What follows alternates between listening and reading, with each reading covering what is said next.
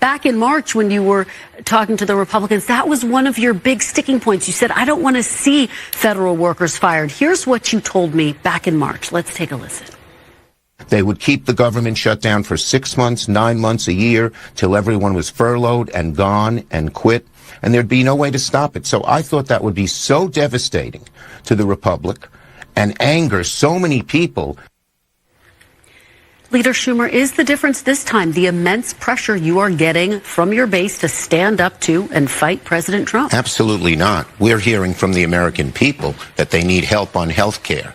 And as for these massive layoffs, guess what? Simple one-sentence answer. They're doing it anyway. There's no shutdown. They're laying off all these people. The budget they've proposed says another 300,000 federal workers should be laid off. They laid off 80,000 in the Veterans Administration.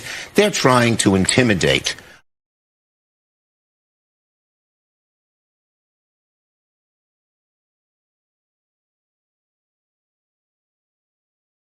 The partisan messaging war over a looming government shutdown is heating up with a new memo sent to House Republicans by Speaker Mike Johnson, R. Louisiana. In a memo titled Debunking the Democrats' Shutdown Delusion, sent to House GOP offices on Monday, obtained by Fox News, Johnson is urging fellow House Republicans to keep the heat on Democrats in the government funding fight by arguing against their most often used points in the ongoing battle.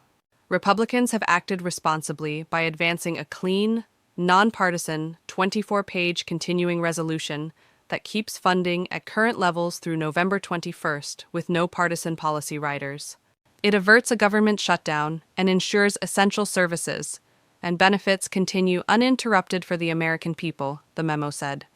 Meanwhile, Democrats are doubling down on false narratives as the threat of a Democrat-led government shutdown looms. Democrats, who once claimed that shutdowns would be dangerous, disastrous, and self-inflicted harm to seniors, veterans, service members, families, and the economy, are now actively trying to force one over policies completely unrelated to government funding. The memo first quoted Democrats' attack that Republicans are working to end health care for millions of Americans. Urging GOP lawmakers to fight back with the current funding bill is a simple short-term funding extension with no policy changes, and healthcare programs are fully funded at the current levels. Democrats want to hold September government funding hostage over an unrelated December policy fight of their own making. Policy debates can happen separately, and Democrats don't need to shut down the government to do it, the memo said. House Minority Leader Hakeem Jeffries, DNY, and other Democrats are pushing for any government funding bill to include an extension of COVID-19 pandemic-era Obamacare subsidies that are set to expire at the end of 2025. Democrats also released their own alternative funding bill that would have repealed Medicaid reforms in President Donald Trump's big, beautiful bill, all points which Republicans have panned as non-starters. Republican leaders have signaled openness to discussing Obamacare extensions, but have argued against including them in a 7-week short-term funding bill.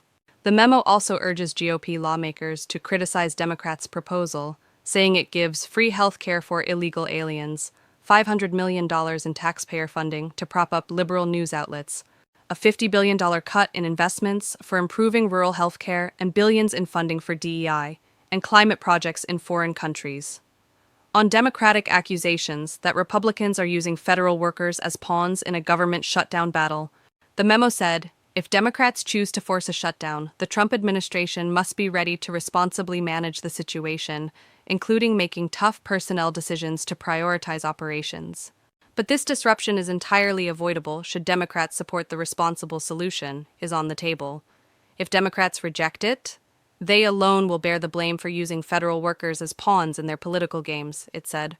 The memo also encouraged Republicans to point out that their short-term funding bill passed the House earlier this month with nearly entirely GOP votes, and that Democrats in the Senate were responsible for scuttling it earlier this month.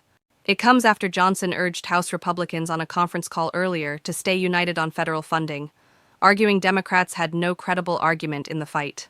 Senate Republicans are expected to put the bill on the floor again sometime this week. If it fails to pass by midnight on October 1st, however, a partial government shutdown is all but certain.